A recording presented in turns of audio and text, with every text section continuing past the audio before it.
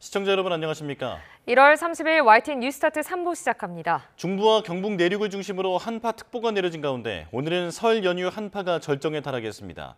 기상청은 밤사이 북서쪽 상공에서 더 강한 한기가 남하하면서 오늘 아침 철원 기온이 영하 17도까지 떨어지겠고 파주 영하 15도, 충주 영하 13도, 서울 기온도 영하 9도까지 떨어져 무척 춥겠다고 밝혔습니다. 남부지방도 전주 영하 5도, 부산 영하 2도로 춥겠고 한낮에도 중부지방은 영하권에 머물 전망입니다. 기상청은 이미 많은 눈이 내린 데다 기온이 크게 떨어지면서 살얼음이나 빙판길로 인한 사고가 우려된다고 연휴 마지막 귀경길에도 각별히 유의해달라고 당부했습니다. 전국의 대설특보는 해제됐지만 폭설로 인한 피해는 이어졌습니다. 주민들이 모여 제설 작업을 벌여야 했고 집으로 돌아가는 귀성객들도 큰 불편을 겪었습니다. 신기혜 기자가 보도합니다. 사방이 하얀 눈으로 뒤덮인 아파트 주차장에 주민들이 삽을 들고 나섰습니다. 손수레까지 동원해 1시간 넘게 힘을 합쳐 치웠지만 완전히 정리되려면 며칠이 더 필요합니다. 급한 것만 치우고 나머지는 다 못 치웠거든요. 사람들 인도, 보도블록 그 정도만요. 수북하게 쌓인 눈에 오토바이도 화분도 원래 모습을 알아보기 힘듭니다. 도로 한 구석으로 치워진 눈이 한가득인데 쏟아진 폭설에 빙판길을 달려 집으로 향하는 귀성객 불편도 이어졌습니다. 도로에 제설이 안 된 데가 좀 많았어가지고 차량 운전하는 게 좀 방해는 좀 됐었거든요. 덕유사는 사람 허리 높이까지 눈이 쌓였습니다. 대피소와 리조트 할 것 없이 온통 눈으로 뒤덮였습니다. 이번 폭설 기간 덕유산의 누적 적설량은 무려 109cm에 이릅니다. 전국의 대설특보는 낮 12시를 기해 모두 해제됐습니다. 구조 구급 활동 101건을 비롯해 277건의 소방 활동이 진행됐고 항공기 결항과 지연이 잇따랐습니다. 다행히 인명피해는 없었지만 한파가 이어지면서 폭설로 인한 불편은 한동안 계속될 거로 보입니다. YTN 신기혜입니다. 오늘 새벽 0시 10분쯤 경북 칠곡군 석저급에 있는 18층짜리 아파트 옥상에서 불이 나면서 30여 분 만에 꺼졌습니다. 이 불로 다친 사람은 없었지만 주민 일부가 대피한 것으로 전해졌습니다. 소방당국은 옥상 근처 수도 100원을 감싸고 있던 열선에서 전기적 요인으로 불이 시작된 것으로 보고 정확한 화재 경위를 조사하고 있습니다. 어제 저녁 8시 50분쯤 강원 철원군 서면에 있는 농막에서 불이 났습니다.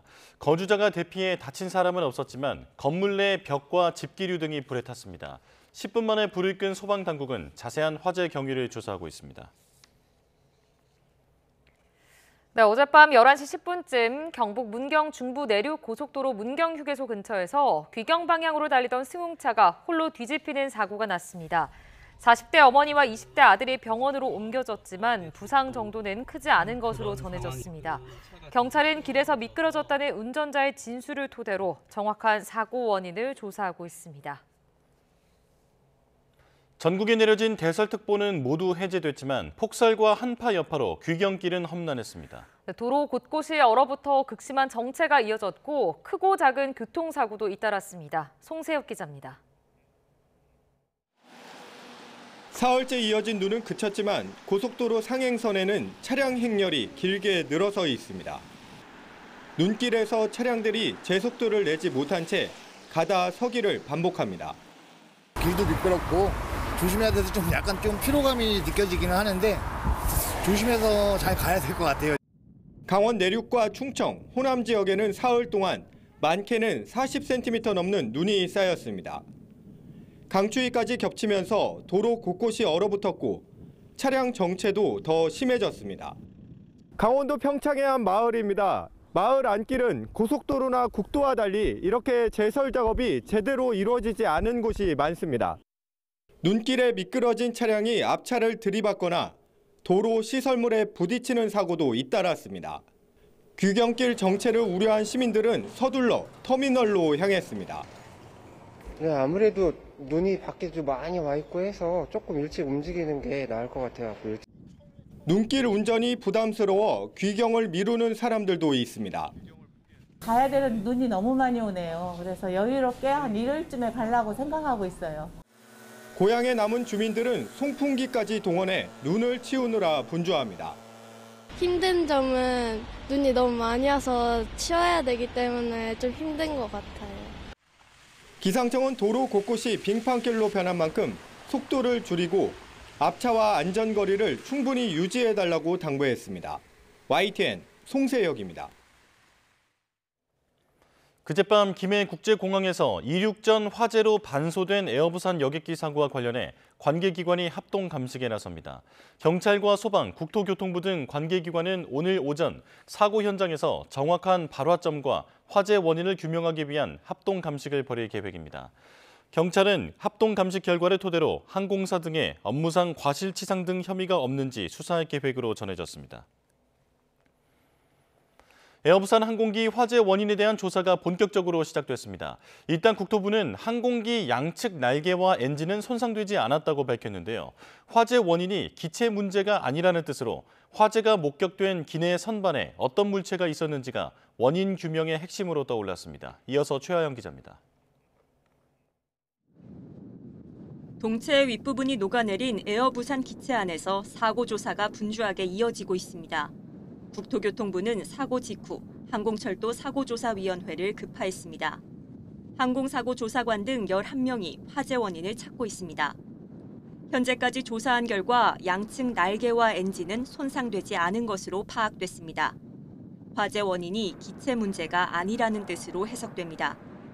대신 YTN이 확보한 발화 당시 사진에서 보듯 머리 위 선반 속 정체불명의 물체가 원인으로 지목되고 있습니다.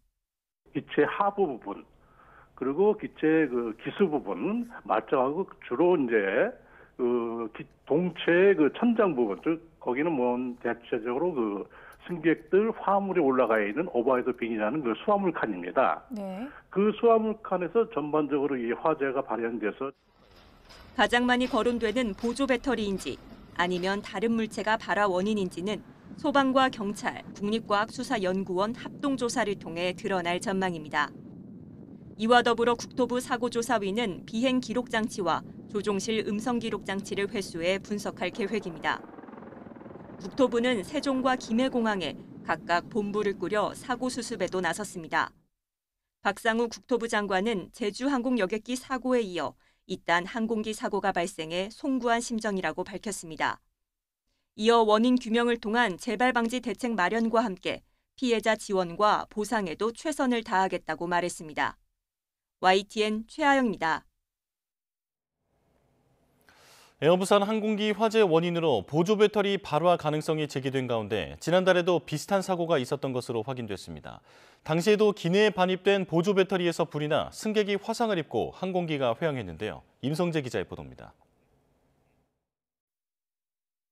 YTN이 확보한 화재 당시 사진을 보면 머리 위 선반에서 불이 시작됐을 가능성에 무게가 실립니다. 선반 짐에서 타닥타닥 소리가 난 뒤 불똥이 떨어졌다는 일부 탑승객의 목격담과도 일치합니다. 그런데 비슷한 상황이 최근에도 있었던 것으로 확인됐습니다. 지난달 12일 이륙을 위해 김해공항 활주로를 이동하던 에어부산 여객기 탑승객의 휴대전화 보조 배터리에서 연기가 피어오른 겁니다. 곧바로 승무원이 소화기로 연기를 껐지만 배터리를 들고 있던 승객 한 명이 손에 화상을 입은 것으로 전해졌습니다. 또 항공기는 탑승 게이트로 돌아와야 했고 에어부산은 모든 승객을 하차시키고 대체 항공기를 투입했습니다. 불과 한 달여 사이에 같은 공항, 같은 항공사에서 유사 상황이 벌어지면서 기내 반입 물품 규정을 강화해야 한다는 목소리가 커지고 있습니다. 이런 가운데 화재 발생 당시 탑승객이 직접 항공기 비상구를 열고 탈출했다는 주장도 나왔습니다. 어떻게 보니까 검은데 보니까 여기 찾다 보니까 비상문이 하나 보이더라고요. 그래가지고 우리가 탈출하고 나왔고. 에어부산 측은 당시 기장이 비상탈출을 선포했고 승무원과 승객이 함께 비상구를 개방한 것이어서 규정상 문제가 없다고 설명했습니다. 또 비상구 근처의 승객에겐 비상시 탈출 임무에 협조할 것을 사전에 동의를 받았다고 덧붙였습니다. YTN 임성재입니다.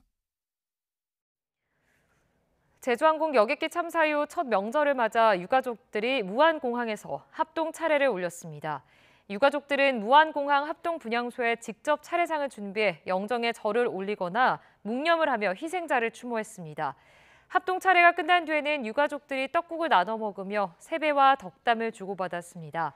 박한신 유가족 대표는 다음 달 15일 무안공항에서 49제를 지낸 뒤 유가족 사무실을 광주에 마련해 이전할 계획이라고 밝혔습니다. 179명이 희생된 제주항공 여객기 참사는 셋대가 엔진에 충돌한 게 원인 가운데 하나로 꼽힙니다. 예방 활동을 강화했다면 막을 수 있었던 인재라는 지적도 나오는데요. 조류 충돌 예방 활동 현장을 표정우 기자가 다녀왔습니다. 인천국제공항 인근 논밭에 수십 마리의 기러기 떼가 모여 있습니다.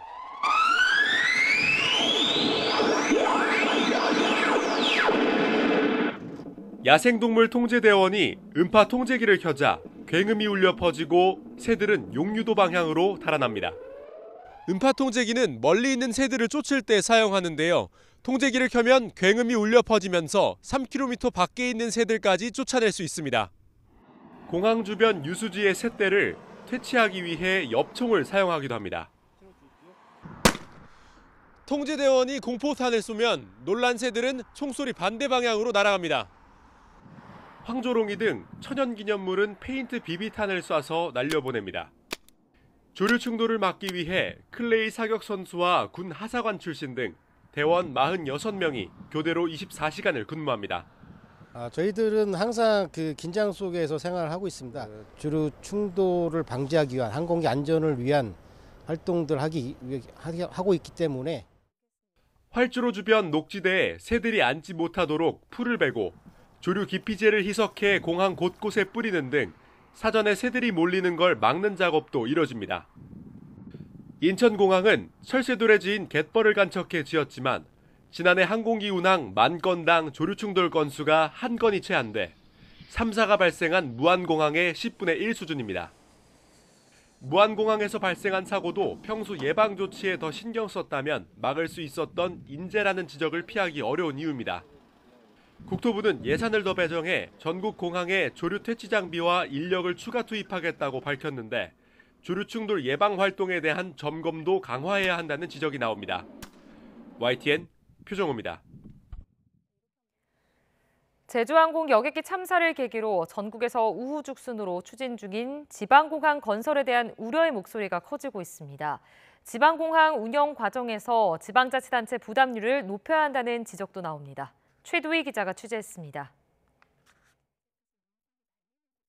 정부가 추가로 건설을 추진 중인 지방공항은 가덕도, 새만금 신공항을 비롯해 8곳에 달합니다. 하지만 현재 전국에서 운영되는 공항 15곳 가운데 인천, 김포, 김해, 제주를 제외한 11개 공항이 만성 적자 상태. 사업성이 떨어지는 지방공항이 무더기인데도 지방공항 건설을 추진하는 건 지역경제 활성화라는 명목의 정치 논리가 크게 작용했다는 분석입니다. 하지만 제주항공 여객기 참사 원인 가운데 하나로 무안국제공항의 운영 문제가 지목되고 있는 점을 눈여겨봐야 합니다. 참사가 난 무안공항은 2023년 국내 공항 가운데 가장 큰 적자폭을 기록했는데 이런 경영난이 안전관리 소홀로 이어졌을 가능성이 큽니다. 문제는 이제 그런 지역에 있는 공항에 비행기가 좀 적게 뜨고 하니까 우선 투자가 적어져서 안전시설 부분에 미비한 것이 문제인 것이지. 실제로 무안공항 주변에 철새 도래지는 4곳이나 되지만 조류 퇴치 인력은 불과 4명으로 전국 공항 가운데 최저 수준이었습니다. 게다가 정부가 추진 중인 가덕도, 새만금 신공항 등도 인근에 철새 도래지를 두고 있어 안전대책 마련이 시급한 상황입니다. 신공항 8개나 추진 중인데요. 이 중에 새만금, 가덕도, 백령공항, 제주 2공항, 흑산공항 모두 다 철새 도래지입니다. 조류 서식지 인근입니다. 이거 어떻게 할 겁니까? 고속도로 신설이나 KTX 운행 증가 등을 고려해 실제로 지방공항 건설이 필요한 상황인지도 들여다볼 필요가 있습니다. 아울러 지방공항은 건설부터 운영까지 예산을 전액 국고로 조달하는데 혈세가 낭비되지 않도록 하려면 지자체가 운영에 책임지도록 해야 한다는 지적도 나옵니다. 공항이 지어진 다음에 관리는 철저하게 지자체가 비용을 충당을 해라. 이런 안으로 가져가면 아무래도 책임성 있는 모양새를 갖추지 않을까 하는 생각이고, 같은 비극을 되풀이하지 않기 위해서라도 우후죽순으로 추진하고 있는 지방공항의 경제성, 안전성에 대한 면밀한 재검토가 필요한 시점입니다. YTN 최두입니다. 설 연휴 마지막 날인 오늘 막바지 귀경 행렬이 이어질 것으로 보입니다. 전국의 추운 날씨가 이어지는 만큼 미끄럼 사고에도 주의가 필요한데요. 한국도로공사 연결해서 현재 고속도로 상황 알아보겠습니다. 양정원 캐스터 전해주시죠. 네, 이번 명절은 그야말로 눈과의 싸움이었습니다. 설 연휴 마지막 날인 오늘은 다행히도 곳곳으로 눈이 잦아들었는데요.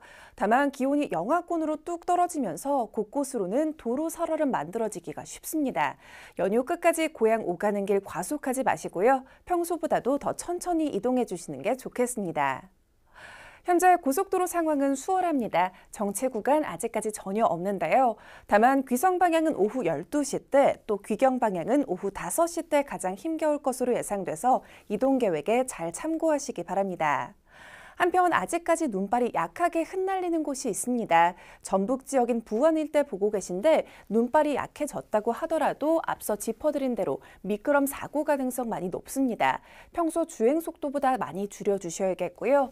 특히 도로 살얼음 가능성이 많이 높은 곳은 교량 위나 또 터널 진출입구인데요.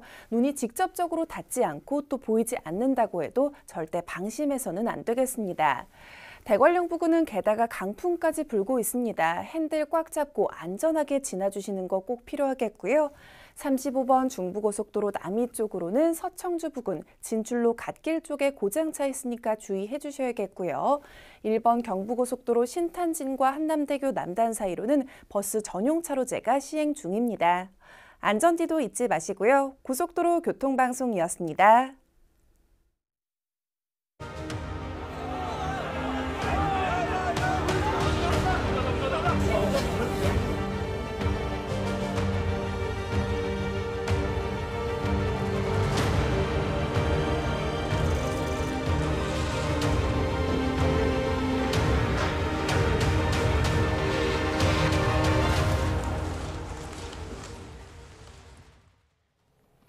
윤석열 대통령이 비상계엄 당시 정치인 체포 지시는 물론 국회의원을 끌어내라고 했다는 증언까지 모두 부인하고 있습니다. 대통령에게 직접 지시를 받았다는 진술이 쏟아지는 가운데 대통령은 모른다, 없다는 입장을 고수하고 있습니다. 의도가 뭘지 부장원 기자가 정리했습니다. 헌재 탄핵 심판에 출석한 윤석열 대통령은 주요 정치인을 체포하라거나 국회의원들을 끌어내라고 지시한 적이 없다고 주장했습니다. 그런데 다음 날 국회 청문회에 나선 증인들은 정반대 증언을 쏟아냈습니다. 계엄 사태 이후 처음으로 공개석상에 등장한 홍장원 전 국가정보원 1차장은 군 단위로 계엄 당일 상황을 묘사했는데 비상계엄 선포 직후인 지난해 12월 3일 밤 10시 53분 대통령이 전화로 싹 다 잡아들이라고 지시했다고 다시 한번 확인했습니다. 이번에 다 잡아들여서 싹 다 정리해라 라고 말씀하셨습니다.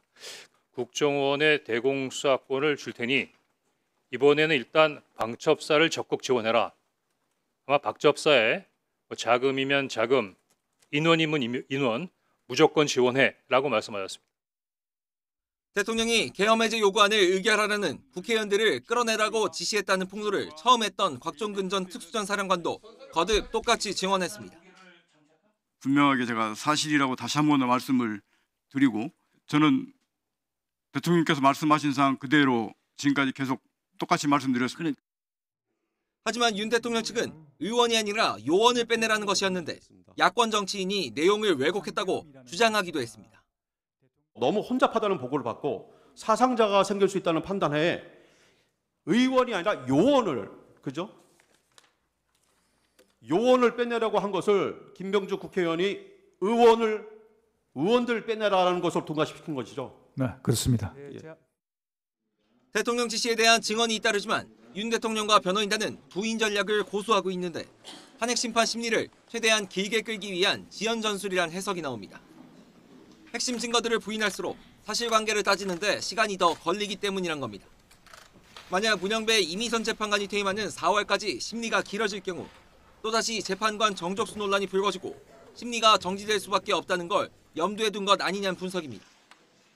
하지만 탄핵 심판은 형사재판처럼 사실관계를 까다롭게 따지기보다 어느 쪽 주장에 개연성이 있는지를 보는 만큼 지연 전략이 성공할 가능성은 낮다는 지적입니다.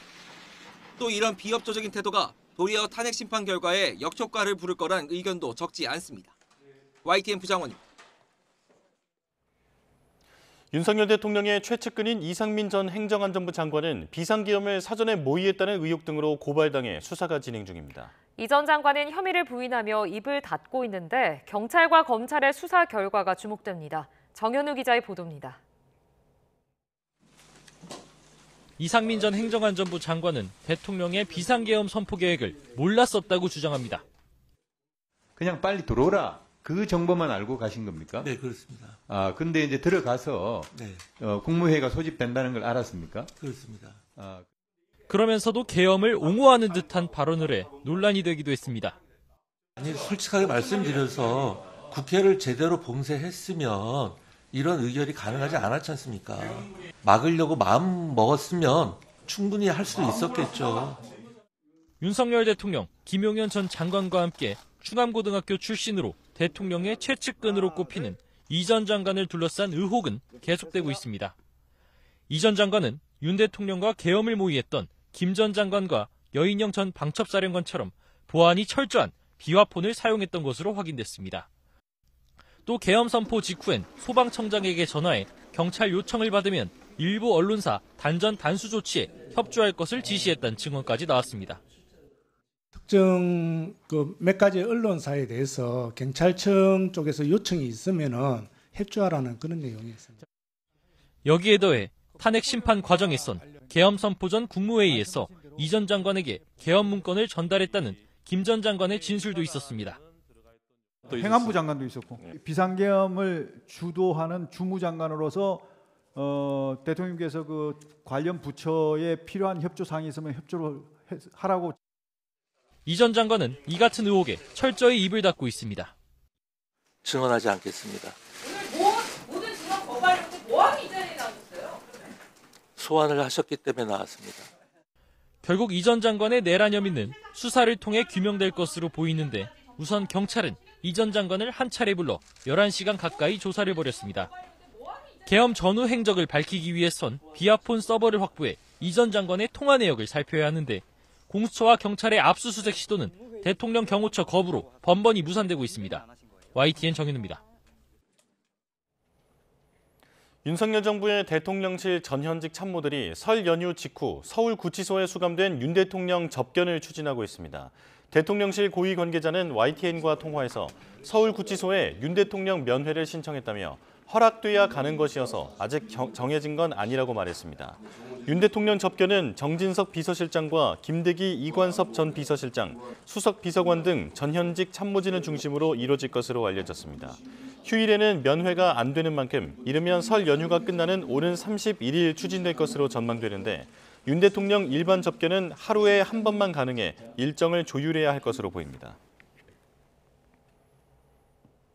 설 연휴가 끝난 뒤 정치권은 내란 특검 힘겨루기에 이어 국정조사까지 재가동하며 다시 전국 주도권 경쟁에 나설 것으로 보입니다. 특히 윤 대통령 탄핵 심판 과정을 예의주시하며 조기 대선 현실화 가능성과 그 대비책 마련에 주력하리란 전망이 나옵니다. 손효정 기자입니다. 설 연휴 이후 정치권의 이목은 다시 내란 특검법의 제2요구, 즉 거부권을 쥔 최상목 대통령 권한대행의 결정에 쏠리고 있습니다. 여당의 반대 속 야당 주도로 국회를 통과한 내란 특검법의 거부권 행사 기한은 다음 달 2일까지로 야당은 압박 수위를 높였습니다. 내란 특검을 즉시 공포하십시오. 인내심을 시험하다가는 돌이킬 수 없는 결과를 맞을 것입니다.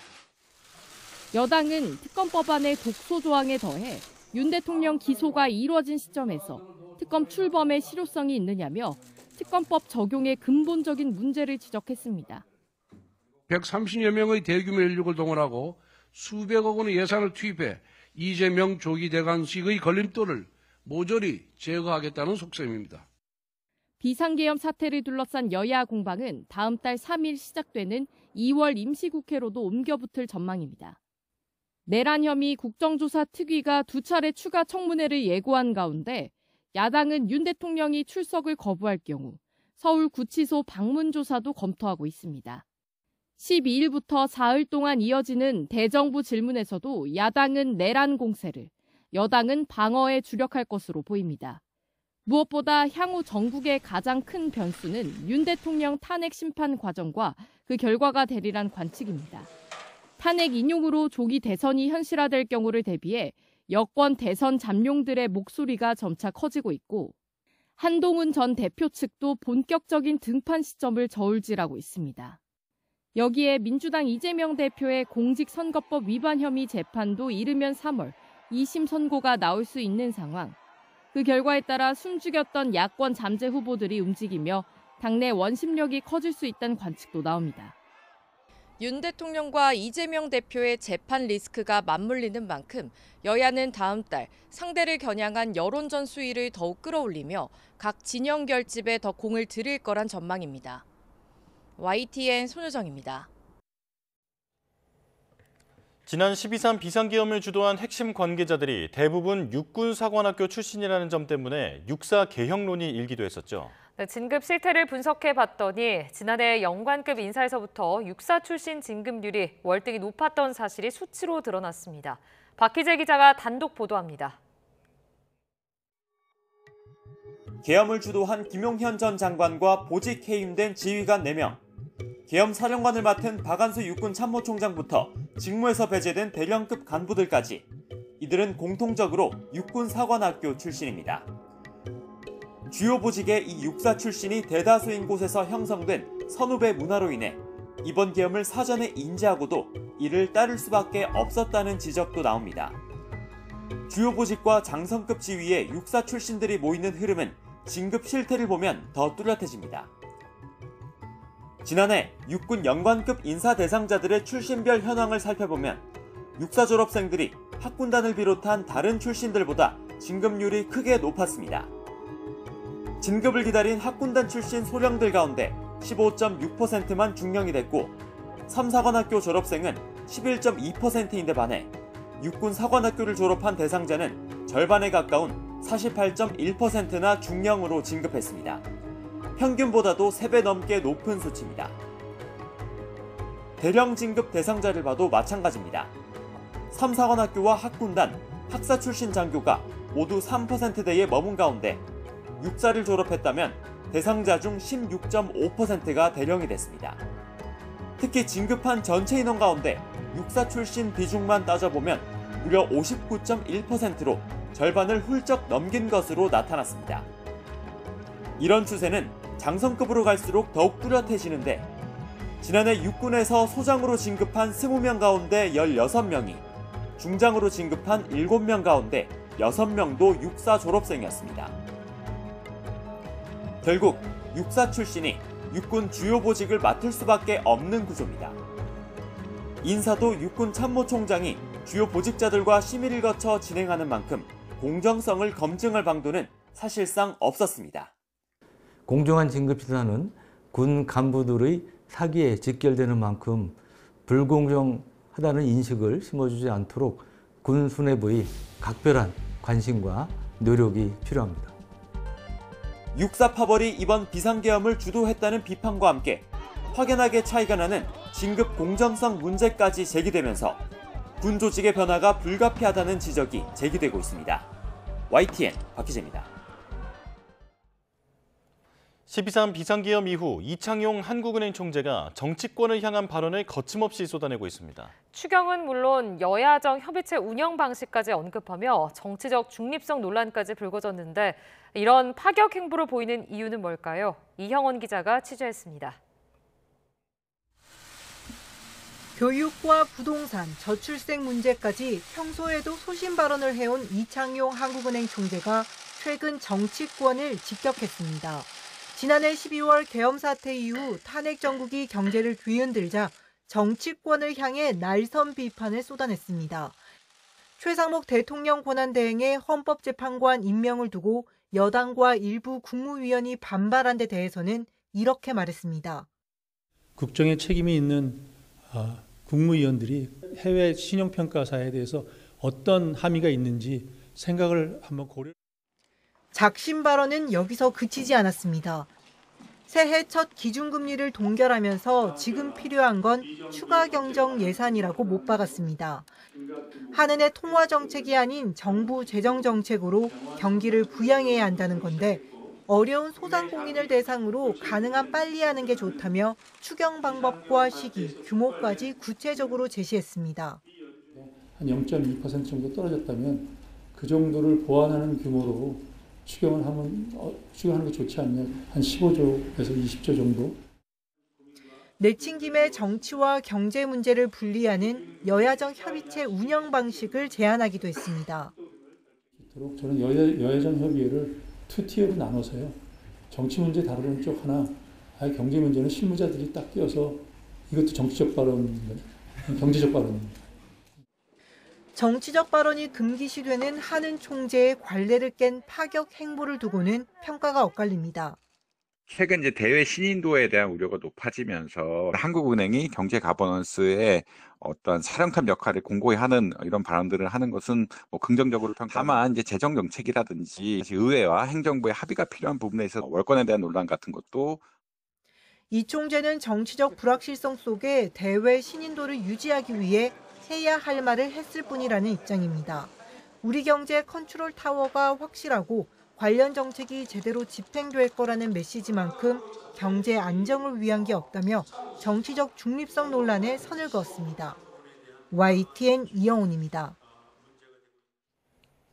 도널드 트럼프 미국 대통령의 금리 인하 압박에도 연방준비제도가 금리 동결을 결정했습니다. 트럼프 대통령 취임 이후 첫 공개시장위원회를 개최한 연준은 회의를 마친 뒤 성명을 내고 기준금리를 4.25에서 4.5%로 유지한다고 밝혔습니다. 연준은 지난해 마지막 세 차례 공개시장위원회에서 잇따라 금리를 내리며 1%포인트 금리를 낮춘 뒤 올해 들어 숨고르기에 들어갔습니다. 미국 트럼프 행정부의 무역 정책을 총괄할 상무장관 지명자가 한국 기업이 미국의 선량함을 이용한다며 미국 내 생산을 늘려야 한다고 주장했습니다. 바이든 행정부가 삼성전자 등에 약속한 반도체 보조금 지급에 대해서도 장담할 수 없다고 말했습니다. 워싱턴 권준기 특파원입니다. 트럼프 대통령의 오랜 친구이자 일론 머스크가 한때 재무장관으로 밀었던 하워드 러트닉 상무장관 지명자. 인사청문회에서 동맹국과 합작 투자 방안을 묻자 한국, 일본 기업이 미국의 선량함을 이용하고 있다며 미국 내 생산을 늘리도록 해야 한다고 말했습니다. Like steel in Japan and appliances in Korea. I mean, they've just taken advantage of us. It's time for them to partner with us and bring that production back home. 바이든 행정부가 제정한 반도체법에 대해선 미국의 반도체 산업을 유치하기 위한 훌륭한 착수금이라며 긍정평가했습니다. 하지만 바이든 정부가 지급 계약까지 끝낸 반도체 보조금을 지급할 건지 질문에는 장담할 수 없다고 답했습니다. Contracts that have been finalized. That's the only contracts I'm talking about now. Will you honor them? I can't say that I can honor something I haven't read. 러트닉 지명자는 해외에서 만들어진 리스용 전기차에도 보조금을 주는 건 실패한 산업정책 사례라며 당장 없애겠다고 밝혔습니다. 미국 내 전기차 생산이 적은 현대차는 리스를 늘리는 방식으로 보조금을 공략하고 있어 러트닉 지명자 말대로 정책이 바뀐다면 피해가 우려됩니다. 트럼프 고율 관세에 대한 구체적인 구상도 나왔습니다. 품목별 관세가 아닌 모든 제품에 관세를 매기는 일괄 관세를 선호한다며 국가별로 관세를 부과하겠다는 뜻을 밝혔습니다.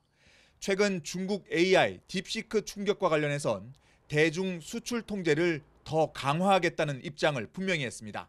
워싱턴에서 YTN 권준기입니다. 트럼프 2기 미국 정부가 해외 원조 대부분을 중단하면서 세계보건기구, 세계식량기구 등 세계 주요 구호단체들이 운영에 큰 차질을 빚게 됐습니다. 우크라이나처럼 전쟁 중인 나라들도 구호 자금이 끊기면서 곤경에 처했습니다. 황보선 기자입니다. 국제 공중보건을 책임지는 세계보건기구 WHO. 194개 회원국을 둔 이 유엔기구는 1948년 출범한 이래 가장 큰 운영 위기를 맞았습니다. WHO 재정의 5분의 1을 대주던 미국이 이번 트럼프 2기 정부 들어 지원을 끊기로 했기 때문입니다. 미국은 심지어 내년 1월 22일자로 이 기구를 탈퇴할 예정입니다. نقدم دعم كبير والدعم الكبير الذي قدمته على غضون السنوات ال70 الأخيرة. 운영 자금의 절반 이상을 미국에서 받아온 세계 식량 계획 WFP도 막막한 처지가 됐습니다. 미국의 지원 동결로 당장 미얀마 난민 10만여 명이 있는 태국 난민촌의 보건소가 문을 닫았습니다. 미국은 베트남, 캄보디아, 라오스 등 세계 곳곳의 지뢰를 제거하는 인도주의 단체에 대한 지원도 중지했습니다. 러시아와 전쟁 중인 우크라이나도 난민 구호와 에너지 지원에 필요한 자금을 받을 수 없게 됐습니다.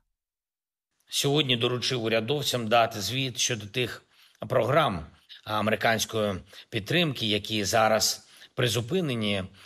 트럼프 행정부는 국가 원조 대부분을 중단하면서도 이스라엘과 이집트에 대한 군사 원조는 예외로 했습니다.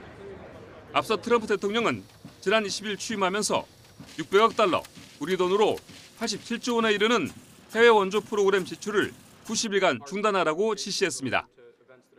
YTN 황보선입니다.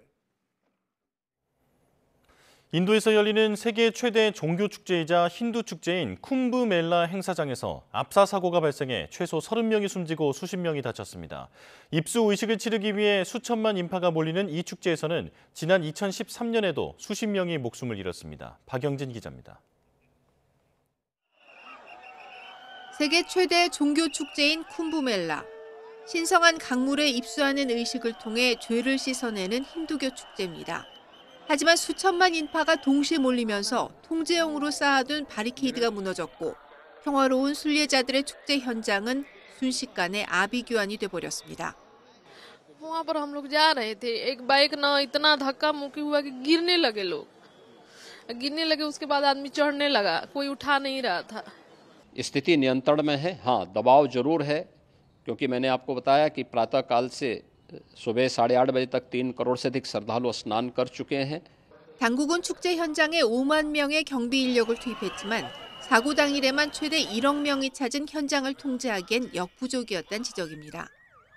결국 수십 명이 목숨을 잃는 참사를 빚었습니다. 모디 총리도 매우 슬픈 일이라며 애도를 표했습니다. मैं महाकुंभ में जो दुखद हादसा हुआ है उस हादसे में 하지만 사고 후에도 현장에선 입수 의식이 이어졌습니다. 인도에서는 종교 행사에서 이런 압사 사고가 자주 발생합니다. 지난해 7월에도 힌두교 행사에서 압사 사고로 116명이 사망했고 2013년 쿰브멜라 행사 때도 최소 36명이 목숨을 잃었습니다. YTN 박영진입니다. 지금까지는 산업단지 안에 야적장 같은 용도로 쓸 땅을 빌릴 수 없었습니다. 산단 내에는 공장과 함께 임대해야 한다는 법 때문인데 정부가 규제 개선에 나서면서 어려움이 해소됐습니다. 오태인 기자입니다. 새롭게 만들어지는 대규모 석유화학 공장 공사장 인근 도로에 불법 주차 차량이 꼬리를 물었습니다. 공사장 주변에는 도로를 따라 불법 주차도 모자라 이중으로 차량이 늘어서 있습니다. 불법 주차 차량은 대부분 신설 공장 건설 노동자들 소유입니다. 공사장 인근에 주차장을 마련하고 버스를 운행하지만 가까운 현장 인근에 불법으로 주차하는 겁니다. 샤인 프로젝트 공사가 본격적으로 진행됨으로써 근로자들 하루 투입이 약 13,000명까지 증가될 걸로 예상이 됩니다. 이에 따라 이제 주차장이나 야적장 부지가 부족할 걸로 예상이 되고요. 산업단지 안에 대규모 공장을 새로 지을 때 이런 주차 문제나 야적장 임대가 걸림돌이었습니다. 그러나 최근 정부가 산업 집적 활성화와 공장 설립 법률을 개정하면서 숨통이 트였습니다. 기존 법률에는 땅을 빌릴 때 공장 허가가 난 땅, 다시 말해 땅과 공장을 함께 빌려야 했습니다. 공장이 없는 땅은 임대할 수 없었는데 이 규제를 풀면서 빈 땅만 빌릴 수 있게 된 겁니다. 전국의 대규모 투자 사업이 수혜 대상이 될 것입니다. 그리고 기업 투자 여건도 획기적으로 개선되어서 미래 투자 활성화 효과도 크게 기대가 됩니다. 이번 법률 개선은 대규모 투자 사업 현장이 많은 울산시가 기업 편의를 위해 적극적으로 규제 개선을 건의하면서 이루어졌습니다. YTN 오태인입니다. 요즘 경기가 많이 어려워지면서 특히 식당 등 자영업자들의 고충이 이만저만이 아닌데요. 전라북도가 이른바 착한 선결제 캠페인을 시작했습니다. 윤지아 기자가 보도합니다. 점심시간 전북도청 근처 식당으로 삼삼오오 모인 사람들. 식사를 마친 뒤 계산서에 적힌 금액보다 더 많이 결제합니다. 자주 오는 가게인 만큼 선결제를 해두는 겁니다. 추가해가지고 한 30만 원 정도 결제해놓고 다음에 와서 먹도록 하겠습니다. 전라북도에 부는 착한 선결제 바람. 자주 가는 식당과 카페 등에 원하는 금액을 먼저 결제한 뒤 나중에 차차 이용하는 방식입니다. 미리 선결제를 해주시면 심리적으로도 굉장히 안정이 되고 이 경기가 조금 원활하게 조금 돌아가는구나. 우리 서민들이나 소상공인들한테 뭔가 지원책들이 나오고 있구나라는. 손님이 선결제를 해주면 소상공인은 조금이나마 빨리 현금을 받을 수 있습니다. 또 소비자는 10만 원 이상을 선결제하면 추첨을 통해 온누리 상품권을 받을 수 있어 일석이조인 겁니다. 45만 원이요? 네. 대박 났네 오늘. 네. 전주의 한 번화가. 불이 꺼진 빈 상가들이 즐비합니다. 먼지 쌓인 책상과 집기 하나 없이 텅 빈 곳이 쓸쓸함을 자아냅니다. 좀처럼 보기 힘든 골목 상권의 활기. 착한 선결제 캠페인이 시작된 이유입니다. 여러 가지 정책, 민생 살리기 정책을 하지만 조금이라도 좀 현금이 빨리 소상공인들한테 전달이 돼야 그분들도 그걸 체감을 하실 수가 있잖아요. 지역 경제를 살리기 위해 공공기관부터 시작된 착한 선결제 캠페인. 현재 전라북도뿐만 아니라 부산과 광주, 대전 등에서 진행되고 있습니다. 어려운 소상공인들을 돕기 위해 불기 시작한 선결제 바람. 얼어붙은 지역 경제를 조금이나마 녹일 수 있을지 주목됩니다. YTN 윤지아입니다. 올해 K-팝 시장에서 주목되는 것 가운데 하나는 쏟아지는 대형 신인 그룹들입니다. 국내 대형 기획사들이 일제히 새 얼굴을 선보이는 만큼 어느 때보다 치열한 경쟁이 예상되는데요. 송재인 기자가 소개해드립니다.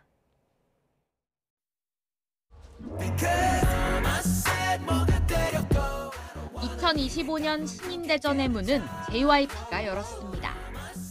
기다렸다는 듯 첫 달에 7인조 그룹 픽플립을 선보인 건데 일본 기반 그룹 넥스지를 제외하면 스트레이키즈 이후 7년 만에 나온 보이 그룹입니다.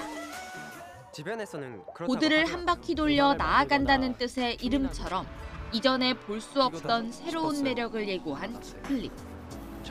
미국 그래미닷컴에서 올해 주목할 K-팝 루키로 선정되면서 산뜻한 출발을 알렸습니다. SM도 창립 30년을 맞은 올해 에스파의 뒤를 잇는 신인 걸그룹 하트투하트를 출격시킵니다.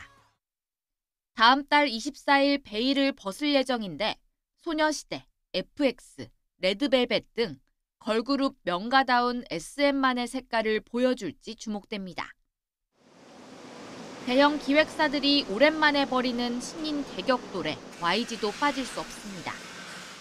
가칭 넥스트 몬스터가 지금 대기하고 있거든요. 그래서 이 친구들을 팬 여러분들께 소개를 해드리고 싶어요.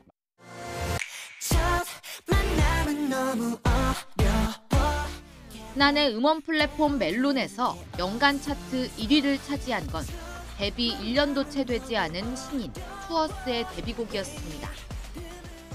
올해 등장하는 5세대 신인들은 또 어떤 돌풍을 일으킬지 관심이 쏠립니다. YTN 송재입니다. 설날에 펼쳐진 프로농구 서울 연고팀 맞대결에서 선두 SK가 승리했습니다. SK는 서울 잠실 실내체육관에서 열린 프로농구 원정 경기에서 삼성을 79대 75로 제압했습니다. SK는 9점 앞선 채 4쿼터를 맞이했지만 삼성 이정현에게 잇따라 득점을 내주고 경기 막판 동점까지 추격을 허용했지만 해결사 원희가 연속 득점에 성공하며 승부를 갈랐습니다. SK는 2위 현대모비스와 격차를 5경기 반으로 벌리며 선두를 질주했고 삼성은 5연패 늪에 빠졌습니다. 5위 KT는 원주 원정에서 6위 DB의 막판 추격을 따돌리고 2점 차로 진땀승을 거뒀습니다. 허훈과 하윤기가 37점을 합작하며 승리 선봉에 섰고 DB는 강상재가 38일 만에 코트에 복귀해 15점을 올렸지만 팀의 패배를 막지는 못했습니다. 프로배구 선두 현대캐피탈이 설날에 벌어진 빅매치에서 2위 대한항공을 꺾고 15연승을 질주했습니다. 현대캐피탈은 좌우 쌍포 레오와 허수봉이 각각 23점과 16점을 올리며 대한항공에 3대1로 역전승했습니다. 파죽의 15연승을 달린 현대캐피탈은 2위 대한항공과의 격차를 승점 17점 차로 벌려 독주 체제를 굳혔습니다. 수원에서 열린 여자부 경기에서는 현대건설이 모마와 양효진, 이다연 등의 고른 활약을 앞세워 GS칼텍스를 완파하고 연패에서 벗어났습니다. 2위 현대건설은 선두 흥국생명의 승점 석점 차로 다가섰고 3위 정관장으로부터 승점 넉 점 차로 달아났습니다.